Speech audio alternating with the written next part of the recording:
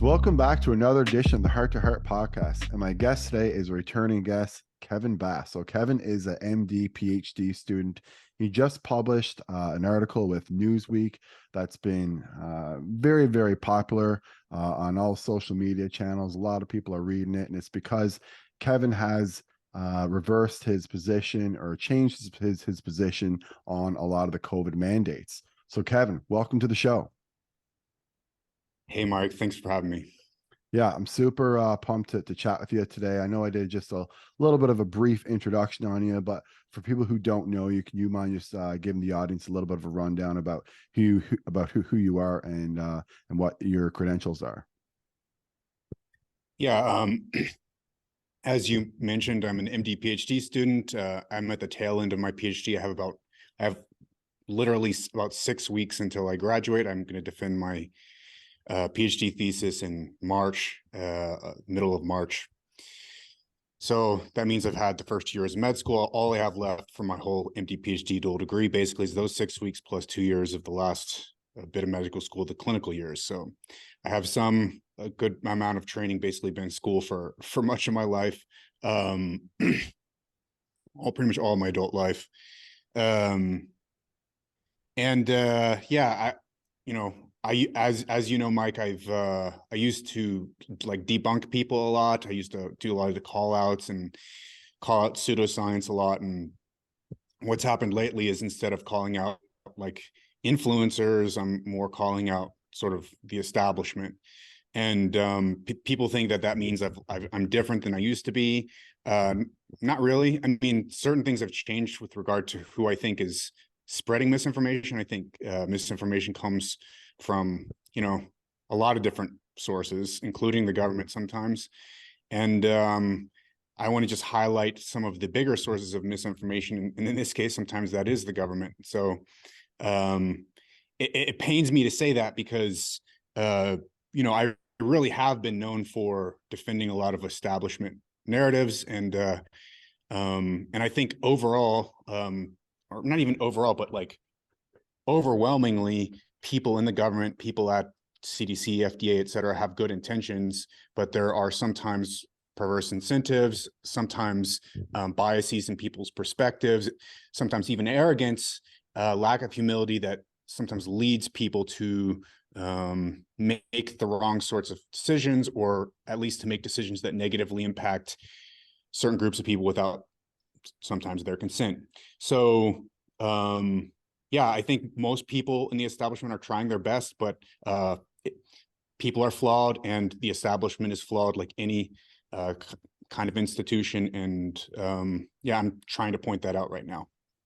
Yeah, well, I think you've made it very well known to have a really good reputation for just putting out information that is definitely evidence-based, that you've done a lot of research on, and I think people really appreciate that. And that's more or less, I think, why most people follow you, is because they do feel that when you put something out, it's like, okay, I know Kevin's researched this. He's not going to put something out just for fluff or just to get likes, or just because there's like, one mechanistic study on mice that showed some efficacy. Like Kevin's, and if you do, you'll say that in the tweet, like, hey, this looks cool.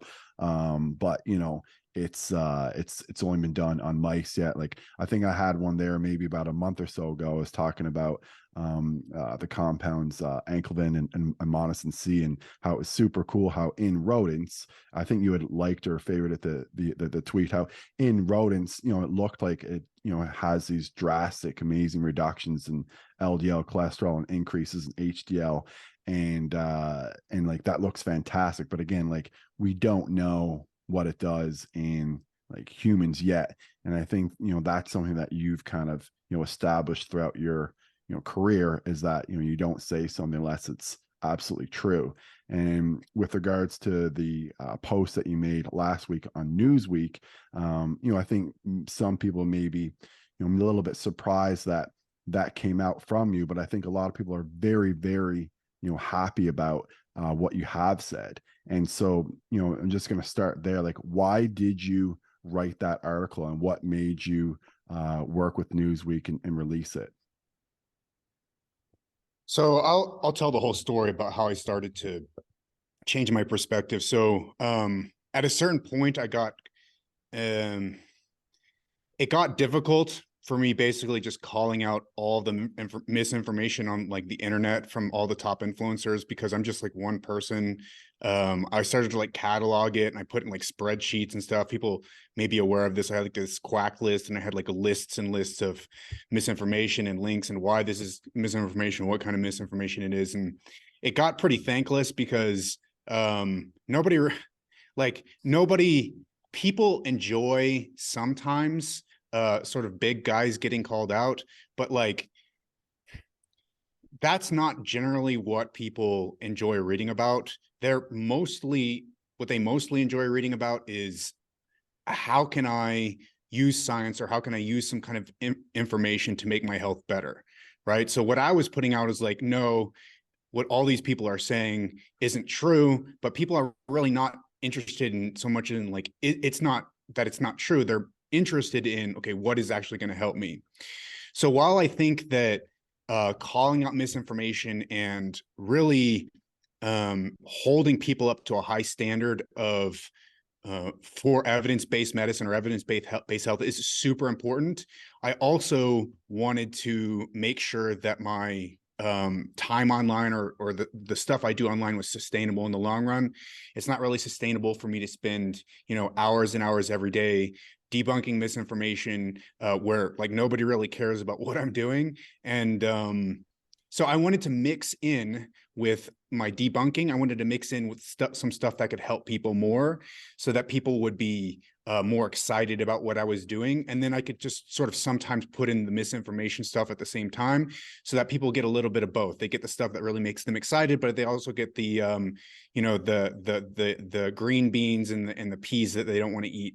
So yeah, so then that started becoming my mentality, my approach. And then I started making videos and stuff that would explain things. Of course, I kept debunking and doing like aggressive debunking sometimes, but I got more and more also into just explaining what would help people. Like, what does the science say? And in the process of doing that, I started actually becoming like subjected to these like misinformation people who were like concerned that I was spreading misinformation.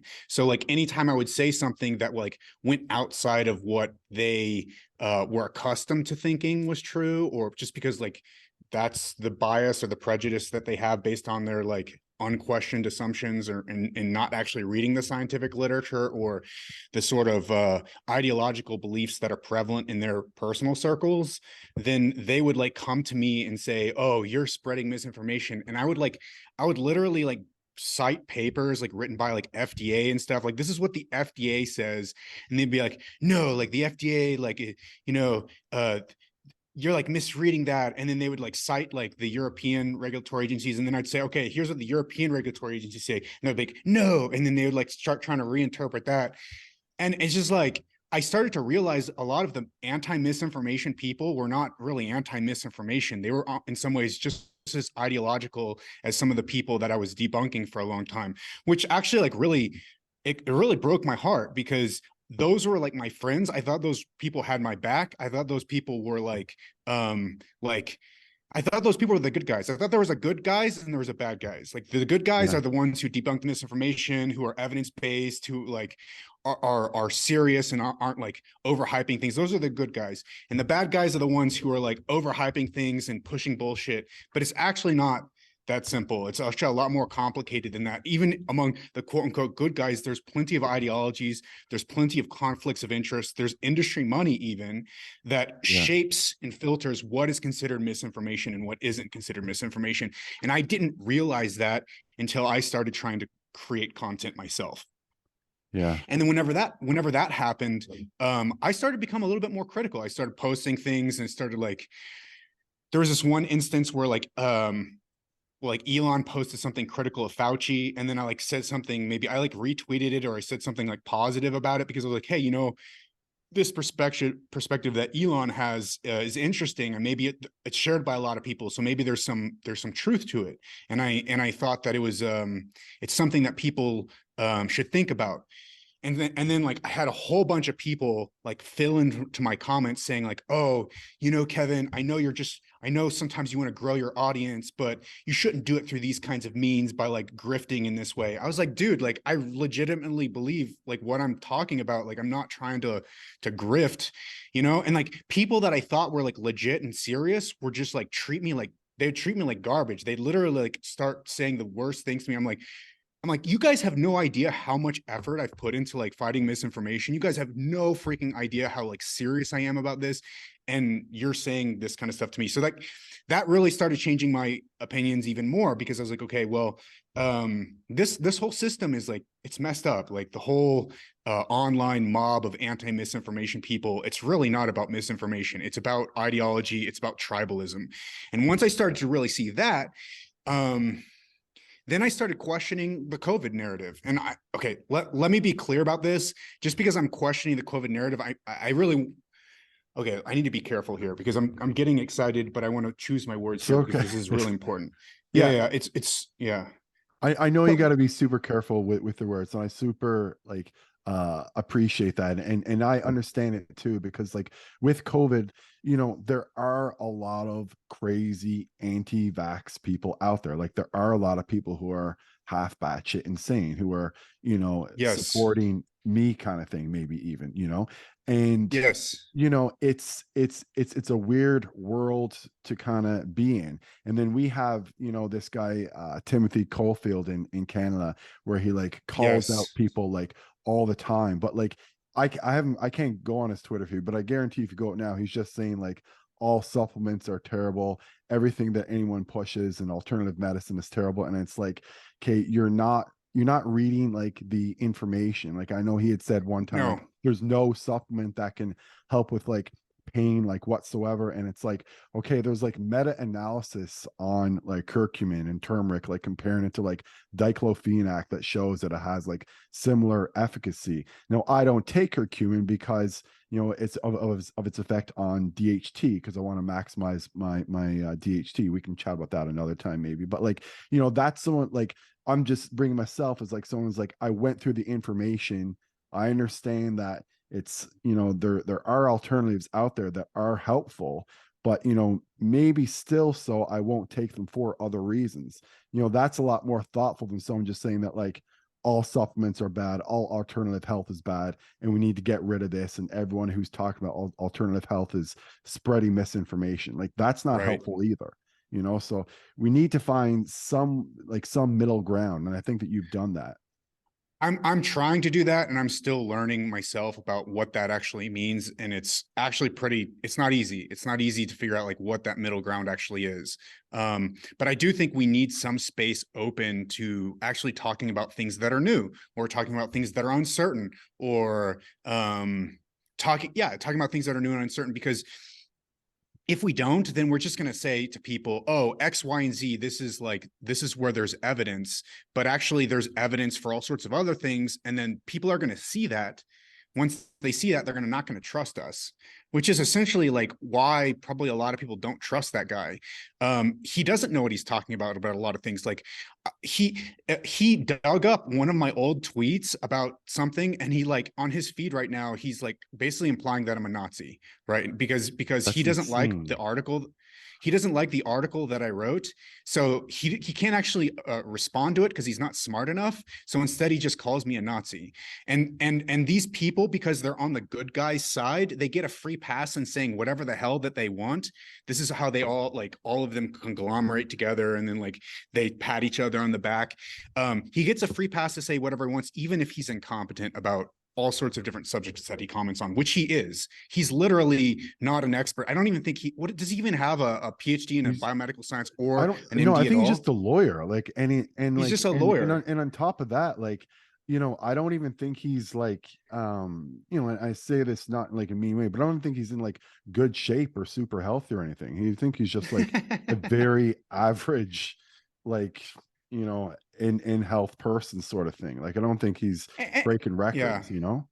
Anyway, it's not helpful to bash on him too much. I think he's just sort of an example of a lot of the problem of this community. People who really don't know what the hell they're talking about, who want to police misinformation, which is crazy. It's like all they're doing is so Vinay Prasad calls this institutionalism. All they're doing is just like going with whatever like the dominant institutions say, and they're just like reflecting that. Anybody who says any different, they're just calling that misinformation.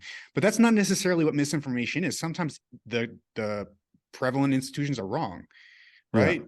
So Yeah. sometimes they're wrong, and often they're not speaking with nuance. And there is a whole lot of nuance in all these areas that we talk about that people should be aware of. And if we don't talk about the nuance, they're not going to trust us. So that's what I think a lot of the COVID the issues with COVID have been about. And do you want to say something, or can I keep going on my rant? No, you can keep going. I do want to get into like some specific stuff before, like, about like, what you think about, mask mandates and stuff like that. But if you have anything more to say right now, keep going. Keep going. Yeah. So yeah, let's talk about mask mandates in a second. So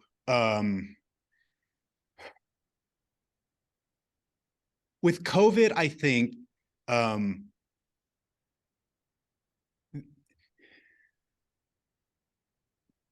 so let me make my case, just because people haven't read the article. Let me go like sort of explain what that article is about. So essentially, Sure. it's about how the public health establishment unilaterally imposed on the population a specific set of policies against necessarily the population's consent. This had to do with like lockdowns, mask mandates, even vaccine mandates for working, et cetera. And these things that were imposed on these people were justified with distortions, misrepresentations of what the scientific literature actually said. Oftentimes, the scientific literature would be overstated, or the risks would be understated in such a way that it would support the particular viewpoint of the establishment. And why is this the case? Well, the establishment is constituted of basically people from everybody in the establishment, or the vast majority of people in the establishment, whether we're talking about establishment media, establishment law, establishment public health, establishment medicine. Most of those people making those decisions come from very similar backgrounds, very similar socioeconomic, very similar, very privileged backgrounds, not from ordinary American backgrounds, not from rural America, usually from families that are very well off and very highly educated. And so they have a common worldview, a common point of view about things that is shared between them, that is often very disconnected from what ordinary Americans think.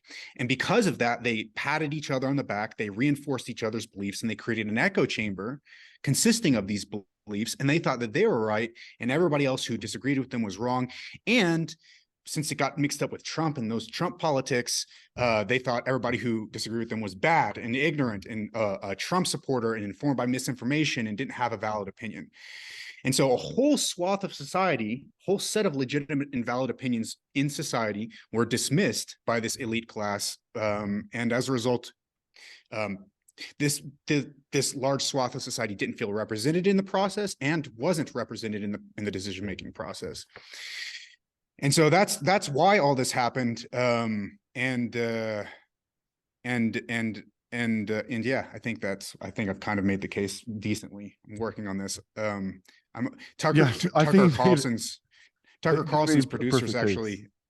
Tucker Carlson's producers actually asked me, maybe I might go on the show. So you should do it. If we'll see what happens. But if I do, I'm trying to work on I haven't done it too much, but I'm gonna like stand in front of the mirror and like over and over again, make sure I can do this perfectly, because they have like 2.5 minutes. But yeah. And he's got a big following too. So I would say, yeah. And it's probably gonna be live, is it? Yes. Yeah, live is a lot different than like than taped. Yes. Because if we say totally. Something stupid on this, we can just edit it out. But live TV, it's a totally different beast. But yeah, let's just get in, I guess, to some of the specific things that maybe you have maybe changed your mind on a little bit. So, One thing for sure, it's a good topic to discuss too is the mask mandates, because there's been a couple new studies just Yeah. come out just this past week. So, there was a Cochrane review in 2020 that actually looked at actually when I looked at the 2020 Cochrane review and the one today, I literally had to go back just to make sure that I wasn't reading like the same paper, because there's almost the exact same conclusions. But essentially, what they did in the Cochrane review, and again, for people who aren't aware, the Cochrane review is like the most highly, I guess, regarded review that in medicine, like right or wrong, like it is, considered to be the gold standard. And essentially, they said that they can't find any evidence that masks are effective for reducing the spread of respiratory viruses, and that includes SARS-CoV-2. And in addition to that, we only have two randomized controlled trials on masks. One basically says that they don't work. Another one says that with N95, I think you get about a 10 or 11% reduction. And then there was this new one on that Tracy Horg, I think I'm saying her name right. Dr. Tracy Horg published recently this week or this past week saying that mask mandates in children basically made no difference in terms of transmission of the disease. So, that's a lot of evidence, a lot of high quality evidence that suggests that, masking is probably not something that we should have done, and something that probably didn't do too much. Like, what are your thoughts on that? I mean, so at the beginning of the pandemic, when we didn't really understand what was going on that well, everybody could sort of understand why, okay, fine, we try masks, we see if it works, and we go on from there. The problem is once we made those policies to do masks, we didn't actually run the randomized controlled trials that were necessary in order to establish that they were effective. We just continued on with the mask mandates without asking for evidence.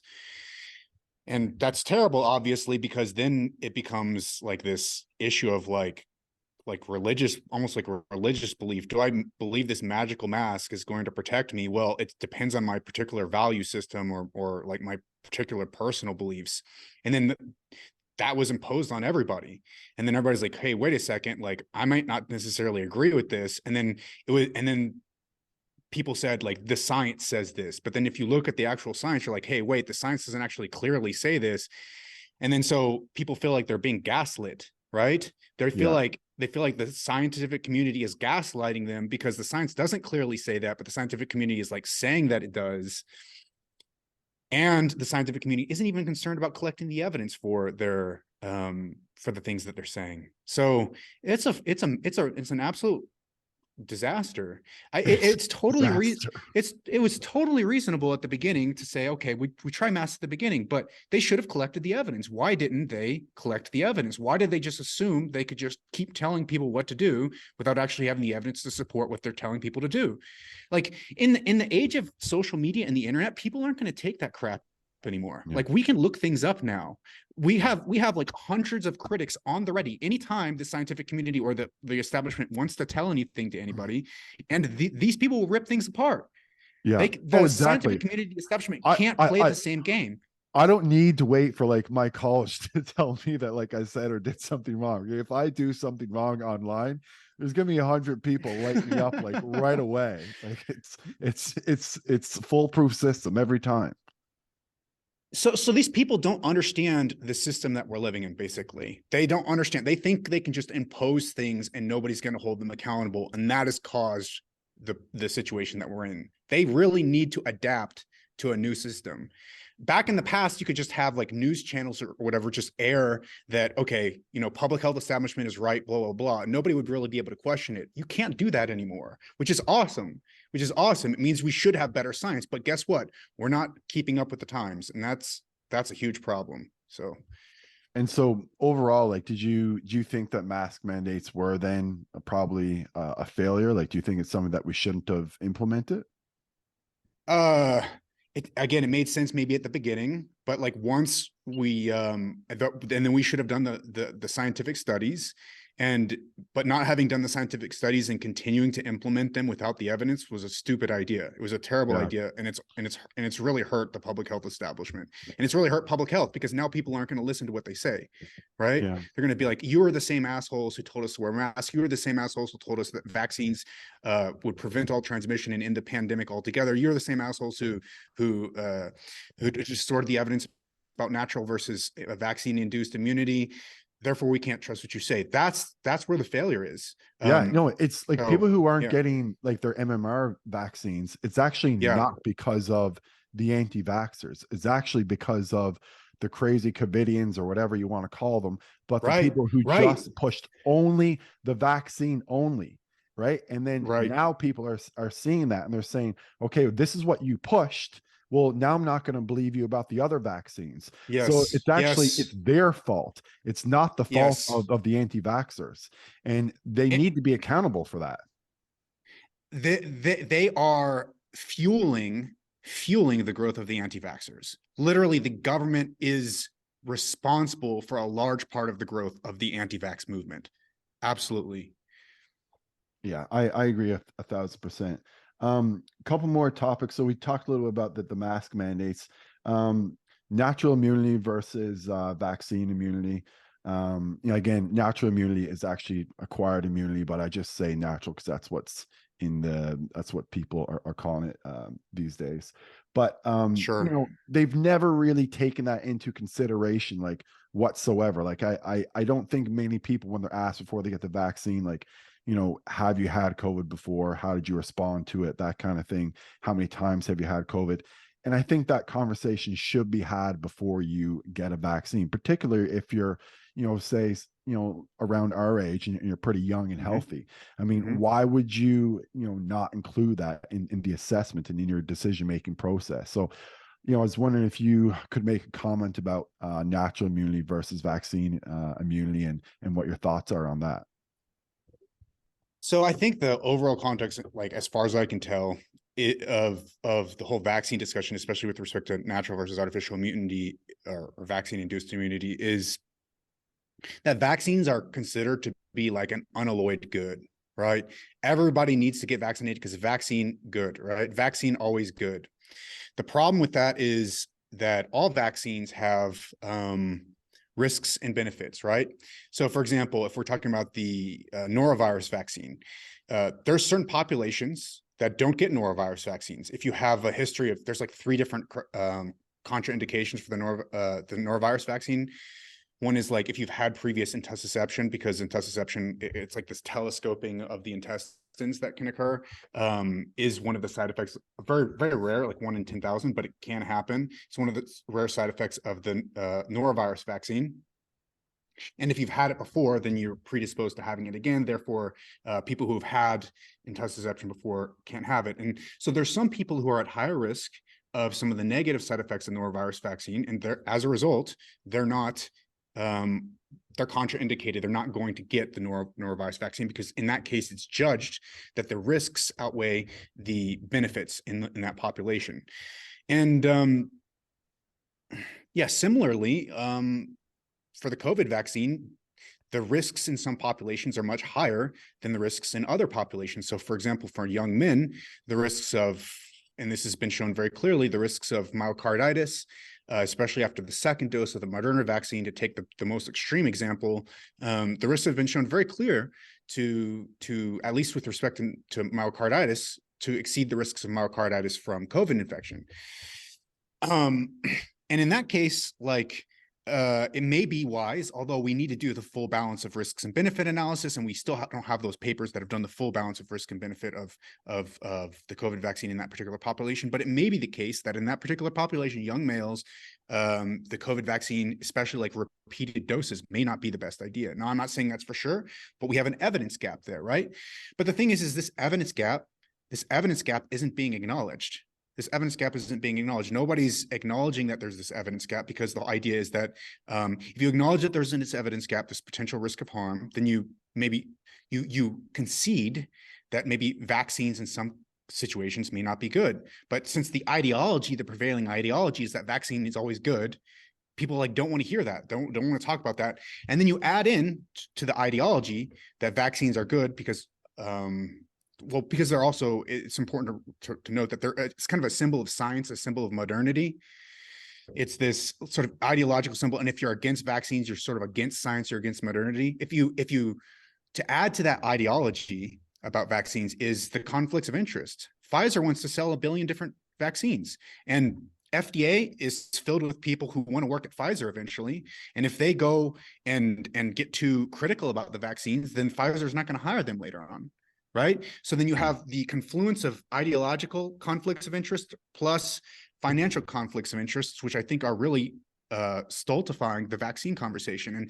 And it's not the same in other countries. In Denmark, they don't vaccinate children. They don't vaccinate adolescent males, probably precisely for this reason. It's because they've looked at the data and they're like, hey, we have an evidence gap here. We're not going to play with this. But it's the same thing with the artificial versus natural immunity, right? So with artificial versus natural immunity, look, we've known for hundreds of years now that natural immunity is better in most instances than vaccine-induced immunity. We've like known that for a long time, but suddenly that got reversed in the case of COVID because vaccine good, and because vaccine good, it has to be the case that vaccine provides better immunity than getting the virus. And so the data was literally distorted out of recognition. Honestly, it's scary for me to even say this because it's so terrible. And I don't even want to say this because I don't want to believe this. I don't want to believe that our government does this because this is not like, I think the people at CDC are good, but for whatever reason, they published a study that really distorted the risks of each, and that showed that that it showed, quote unquote, that natural immunity is actually inferior to vaccine-induced immunity. And it's really sad because that paper is a pile of garbage. And yet it was pushed by the CDC, probably, my guess, uncritically. People didn't criticize it as much because of these conflicts of interest that we're talking about, the ideological and the financial conflicts of interest. And that's really freaking sad.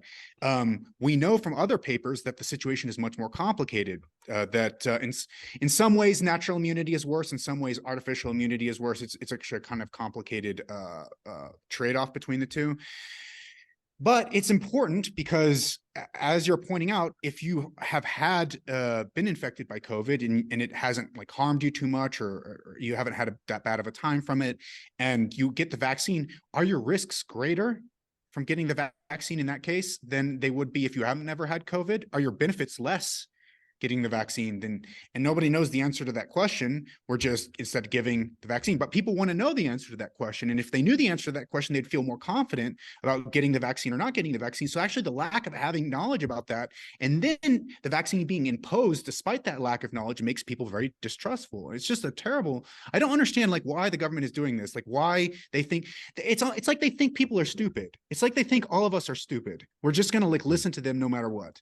That's what they think. That's what I see too. I think that they are, preying on people basically to not look into things and to not be objective and to not really even like care about their own health. And it's like, you're making recommendations for like an 18-year-old male. You're making the same recommendations for an 18-year-old healthy male as like a frail 77-year-old. Essentially, like they're having like the same recommendations. And like, which is absurd. It's absurd. Like that's not good medicine. And I just don't understand why like this is such a controversial subject, and it's like it's so controversial to even bring up the fact in the academic circle that maybe we should risk stratify the vaccines, and maybe not use certain vaccines in certain age groups. And just by saying that, it makes you a conspiracy theorist, or makes you this like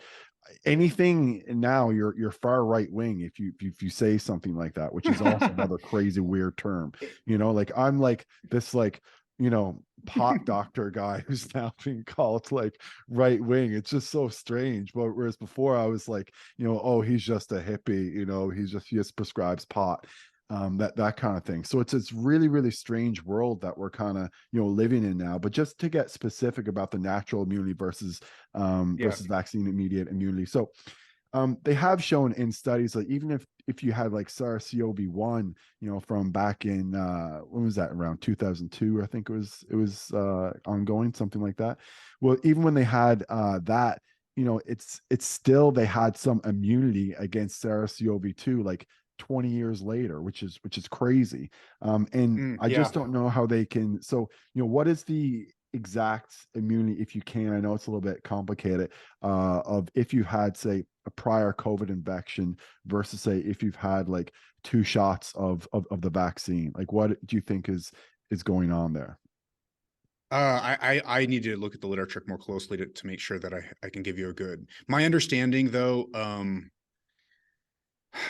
it's really complicated because a lot of these are observational studies, so I don't really trust that. Yeah. We don't have randomized controlled trials looking at this. We have observational studies. So the problem with an observational study is it's going to be biased in favor of the vaccine, because people who get vaccines tend to be more health conscious in general. And because they're more health conscious in general, they're going to be more healthy and have a better response to COVID.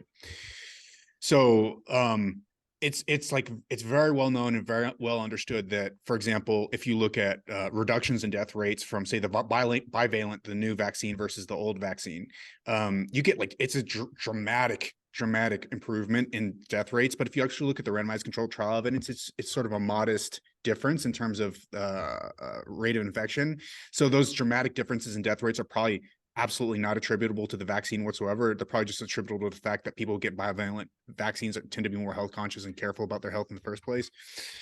So what we have is observational studies, and I'm a little bit hesitant to cite observational studies, but the observational studies that we do have seem to indicate, and I can just give you rough terms because I really need to look into the details, but it seemed to indicate, and I don't know if I necessarily believe this, I'm just telling you, that, and I don't believe this, by the way. Yeah. I don't believe this, but I'm telling you what they say. So they show that people who get the vaccine, I think they have like a somewhat higher risk of illness, but a lower risk of death from the vaccine.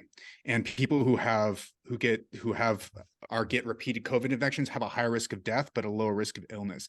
I don't know what that means, though, dude, because it's an Yeah. observational study, and I want to explain to your viewers. Do your viewers like? Do you guys preach to your viewers a lot about what an observational study versus an RCT is? I do a little bit, but for certainly I think it'd be a good refresher now. So go for it. Yeah. So an observational study just follows a population and looks at, say, if you've gotten the vaccine or if you haven't gotten the vaccine, and it looks at those two different parts of the population and asks what happens in those two different parts of the population for the people who get the vaccine versus people who don't get the vaccine. And the problem with an observational study is that people who get the vaccine versus people who don't get the vaccine tend to be different. So people who get the vaccine tend to be more health conscious. They tend to follow what their doctor says. People like that just tend to be much healthier in general. Like, that's a well-known, it's called healthy user bias. And in some cases, in some contexts, it's called the healthy adherer bias. But a randomized controlled trial, on the other hand, takes one group of people and it randomly assigns in that group of people to either get the vaccine or not get the vaccine, such that those randomly assigned groups are no different from each other because it's random. It's random in the population. It's not based on differences in those groups at the beginning, like differences in health consciousness, because whether or not you're health conscious, you're going to get a random assignment to one group or the other. Does that make sense? Yeah. So therefore, then you follow those two groups and you find out what the outcomes are. And that really shows you the effect of the treatment on those outcomes. Now, we don't have those sorts of studies with respect to natural immunity versus vaccine-induced immunity. We simply don't. And the studies that was released by the CDC did their observational study in a really weird way that dramatically biased in favor of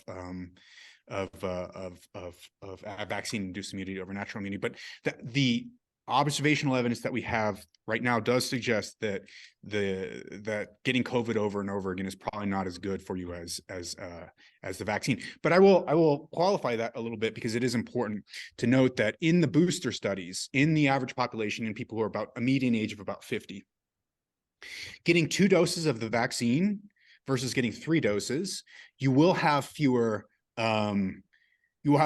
symptomatic infections getting 3 doses of the vaccine versus 2 doses, but the rate of severe disease, hospitalization, and death is absolutely the same. So you get durable, at least in this population, at least in this relatively young population, about 50 years old, and at least over the time course of this particular study, and I suspect it's going to be significantly longer. you get durable immunity to severe disease. And I've read the recent studies, and they still keep citing these same papers, showing the same thing, suggesting the same thing, that you get relatively durable immunity from just 2 doses of the vaccine. Now, it may be different in elderly people, but we don't know if it's different in elderly people because we haven't actually done those studies. And that's the sad thing, is that we have these vaccines that could potentially be very helpful, but we don't know who will most benefit from them. We don't know who is at most at risk from them. We're just giving them universally, and we're not asking these questions, and it causes people to feel a little bit distrust. So that's I mean, my long ass answer.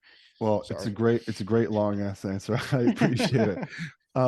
So on the note too, on boosters too, I'm curious what your thoughts are on this. So the bivalent booster, that was pushed pretty quick in my opinion. Like from my understanding, maybe I'm wrong, correct me if I am, they really had tested this. They actually did test it on 8 mice. I mean, you'll see lots of Yeah. memes going around on social media about, I'm not gonna take a drug because it was, just experimented with on 8 mice. And it's hilarious, but it's also, I think, like true. I mean, what Yep. did they really test the bivalent booster on besides these 8 mice? And like, how can you, and I'm talking about myself too, like, how can we as like healthcare practitioners, you know, advise someone get a bivalent booster when it had such little testing? So yeah, this is like tragic. There has been those original mouse studies, and then there has been some other follow-up studies looking at antibody titers, and then there is a new study, I think, looking at Omicron with symptomatic infection, rather than, for example, severe disease. So these data were recently presented, I think, at the FDA. I just saw some of the slides that people posted from the recent FDA meeting. I believe it was the FDA, but there was a recent there's some recent data that have come out. They haven't been published in peer-reviewed format yet, but but there's no studies looking at severe disease, hospitalization, and death. So all we're looking at, for example, with the antibody titers is what's called a surrogate biomarker. So we're looking at the levels of antibodies that are rising in the blood as a result of getting the bivalent vaccine. Well, the levels of antibodies in the blood don't necessarily predict the clinical response. So I'm sure that all else being equal, the higher the levels of antibodies in the blood, probably the better. But does that what does that say about the risk benefit ratio? What does that say about how much risk the vaccine is producing versus how much benefit against severe disease? Probably you're getting some benefit from the increased antibodies in the blood, but we don't know any of the details beyond that. All we know is you're probably getting some benefit, which is not really very instructive, in my opinion. Yeah. So Like if you're that's what we healthy have. like us and you've already had COVID, like I just feel like I'm protected enough now where like if I get COVID again, I'm going to be fine. Like I don't need to get another, booster. Not that I got a booster, but I don't need like another shot because like I'm already protected. I've already had COVID. I'm very healthy. I have a high vitamin D level, which I'm going to ask you about in a moment as well. But so, to me, there's no evidence for like, giving someone a booster when they've already recovered and have COVID and they're already an Yeah, extremely healthy person. Like, where's the evidence for that? there's no good evidence at all. There's observational evidence, which is confounded, and it's not very instructive. There's no good randomized control trial evidence at all. None, zero. So it's very sad. And yet these companies are basically being shoveled billions of dollars from the government to buy these vaccines, and the government's not asking them to run randomized control trials with some of that money. Why? That's ridiculous. Yeah, that's insane. And I know we have about 10 minutes left, and there was a couple other subjects that I wanted to ask you about. So one of them was, vitamin D. And, I will say, like, I did jump on this, from the start, but I did it from a point of view from the fact that, like, hey, like, we've had some decent evidence that shows that when you have, higher levels of vitamin D, and when I say high levels, I just mean sufficient levels. I don't mean outside of the range. When you get levels of vitamin D outside the range, that can cause its own problems. But when you're insufficient or deficient in vitamin D, it seems like you are more likely to get an upper respiratory tract infection. And so, SARS-CoV-2 is again a respiratory virus. Some early studies, again, very hard to make a definitive conclusion, as you said, based on observational studies and things like this. But there's a lot of studies that came out that show that, people who are in the ICU, not only do they have, a lot of comorbidities and things like that, they also had very low levels of vitamin D. Now, like you said as well, Kevin, like a lot of people with low levels of vitamin D are probably just unhealthy or unhealthy Yes. people in general. And a lot of people with Yes. higher vitamin D levels are probably healthier in general. And that's Yes. definitely Yes. going to confound the results. But recently they have done some more randomized control trials. And then there was that one study that came out about a week or two ago where there was a meta-analysis and a trial sequential Yeah. analysis where they said, like, unequivocally, there's some Yeah. evidence for it. And so I'm for vitamin D. I don't think that it's going to, cure you of COVID or anything. I just think it's going to give you a better opportunity. Like, you may experience less infection, you may experience less severe disease, you may experience, potentially even a decrease in overall mortality. There has been a lot of, studies that have kind of shown that. And the reason why I'm so big on it is because, especially in Canada, we're low in it anyway. And the Yeah. fact that if you get your levels in sufficient levels, like, there's no danger to that. Like, you should be getting your levels there anyway.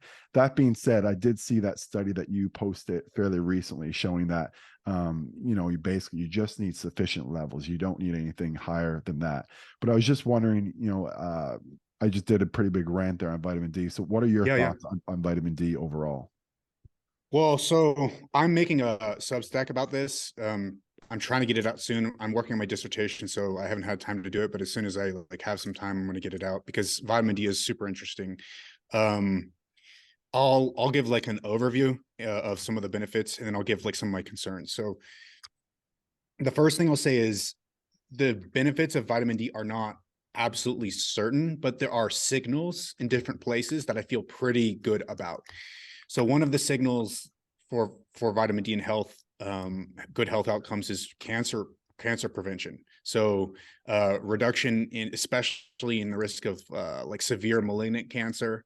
There does seem to be, over the studies that we keep seeing, a signal that keeps popping up showing a lower risk of cancer with people who supplement with vitamin D. Relatively low, modest amounts of vitamin D, between like say 1,000 to 2,000 international units. And this benefit seems to be largely limited to people who have a normal body mass index. It seems to be the case that if you supplement with vitamin D and you have a lot of adipose tissue, if you have a lot of fat on your body, that will either cause changes in the metabolism of vitamin D, or some of that fat tissue will take up some of that vitamin D and prevent it from actually being able to reach the parts of your body that needs to be able to reach in order to modulate your immune system and help prevent cancer. The same sorts of signal keeps popping up with respect to respiratory infections and COVID. So there seems to be a small benefit of vitamin D supplementation. It's probably the case that it's going to happen more in people who are leaner rather than heavier for respiratory infections or COVID. Now, as you pointed out, this isn't absolutely for sure. Nobody accepts like it's a cut and dry, definite done thing, but that signal does seem to keep popping up, and it does. I feel good about that signal. I feel good about the signal with respect to cancer. So yeah, so the one thing I'll mention though is that vitamin D, excessive levels of vitamin D, excessive supplementation. There is a recent study published, I think, in JAMA, showing a reduction in bone mineral density from excessive supplementation of vitamin D. Say like 5,000, or maybe it was 10,000 international units in the study. Maybe I believe it was maybe 10,000. The higher the supplementation dose, the more reduction in this bone mineral density. We don't know what that effect actually means. That's the only study to show it, but it is a really, really, really rigorously conducted study. And we don't know what the long-term outcomes are. So I think in people who are predisposed to osteoporosis or to lower bone mineral density, they should be pretty careful about their supplementation dose of vitamin D.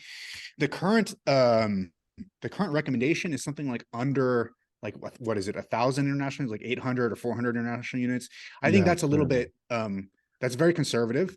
But at the same time, I wouldn't personally, and I don't go much over this. I supplement with 1,000. I think some people go up to 2,000, but I would be very careful about going too much above 2,000 international units, unless maybe you might be overweight and you have a hard time getting your vitamin D levels up. Then talk to your doctor in that particular circumstance. But I would be pretty conservative about vitamin D supplementation. But I do think it does have this very consistent or relatively consistent and very interesting signal for cancer and for respiratory viruses that keeps popping up in the literature, at least as far as I'm reading it. Okay, excellent. Yeah, and that's what I tell people. Like, if you're gonna supplement with vitamin D, like, I know it's a pain in the ass, but just get it, test it. You know, like, get your levels tested. And unfortunately, in Canada, like, people aren't used to paying for healthcare, but you do have to pay for the vitamin D test. But I always encourage my patients just to get tested, because then you know for sure you're not playing a guessing game. Because you're right, like, you may only need, a couple thousand units, whereas someone else may need, a little bit more. I think that it's most important to not necessarily shoot for like the optimal or like the top of the range, but just make sure you're not, deficient. As long as you're in the normal range, or like, low normal or normal, like, you should be Sure, you should sure. be okay. I think that Can I most say people something? yeah, Yeah. go for it. So sorry. Can I say something to piss off your listeners? I would Yeah, really enjoy that. it's okay. Go So, for it. one thing I will note is it's not quite clear what the impact of sunlight is on the health of the human organism. We know that it increases vitamin D levels. It also probably modulates other hormones as well. The sunlight hits the skin, and the skin is actually an endocrine organ. It releases other hormones in response to sunlight. So that's really good, and it's really good to get vitamin D in that way. However, the one reservation I do have about getting your vitamin D via the sunlight is there is some skin aging involved in that. So Big if you're time. not wearing sunscreen and if you're getting a lot of sun on your face, your face will age a lot faster than if you say wear sunblock on your face and prevent that from happening. There's some really good case studies of this, people who have only worn sunscreen on their face and then don't wear it on their neck, or that classic trucker picture where this one guy was a trucker. The sun was only on one side of his face and it wasn't on the other side, and you can see this wrinkle down one side of his face and not the other side. So if you want to maintain your appearance, be very careful about the way that you get your vitamin D, and maybe one of the ways to do it is to at least cover your face with sunblock whenever you're getting vitamin D, and that'll allow you to maintain a more youthful appearance, while also, if you want, you can also get vitamin D through the sun on the rest of your skin. So, I agree with but you a there, thousand percent yeah, on that. Like, I've seen you post your you've posted several pictures. I don't know if you've done one recently, but I've seen you post where, like, it's a trucker who, had his arm out the window or whatever, and his face, to one side for his life, and then the other side was inside the truck and not covered. And you can clearly see that there's a lot of aging happening there. I think what maybe people would push back on you, but I think you've already pushed back on this too, is that in terms of the sunscreen that you're going to use, make sure that you do use, a good sunscreen that also doesn't have a bunch of I hate saying the word chemicals because everything is chemical, but if it doesn't have a bunch of other ingredients in there yeah, that are, yeah, potentially, carcinogenic. And so I always try to get people to get zinc oxide or micronized zinc oxide base creams, which unfortunately probably are a little bit more expensive, and they're not yeah, quite as easy to kind of put on. Like, they're yep, yep, little bit pasty, but they definitely will help you. And the way that they work is they just literally just act as like a barrier. It's like putting on clothes. Whereas, like, when you put on other sunscreens, like, it's going through your skin. So, maybe you won't get like sun cancer, but maybe, you'll get like bowel cancer or something like that. So I think it's important to use the appropriate sunscreen. what I'll say about that is that because this is an important caveat, and I thought, we've had this discussion online before, so with other people. Um, the one really good thing about FDA and the regulatory agencies with respect to sunscreen is that they're being very vigilant, and they're being very conservative about those chemicals. whenever they see a safety signal anywhere, they do the studies, they try to make sure. Right now, the FDA published, I think, a paper in 2020 where they saw a little bit of a signal, where they saw amounts of the chemicals from some of the sunscreens go into the blood, reach levels that were higher than that they wanted. But then they immediately started doing the toxicological studies on the animals, and they're taking that stuff very, very seriously. So I think it's probably mostly safe. I'm not against sometimes wearing chemical sunscreen, because I think the regulatory agencies are being very careful. But if you want to be like extremely conservative, the zinc oxide or the titanium oxide is probably best. And I will say this, within the next 5 years or so, we'll resolve some of these questions with chemical sunscreens. And I think there will be no more question about it. And every chemical sunscreen that's still on the market will be very safe. And I really do respect the FDA on this particular topic.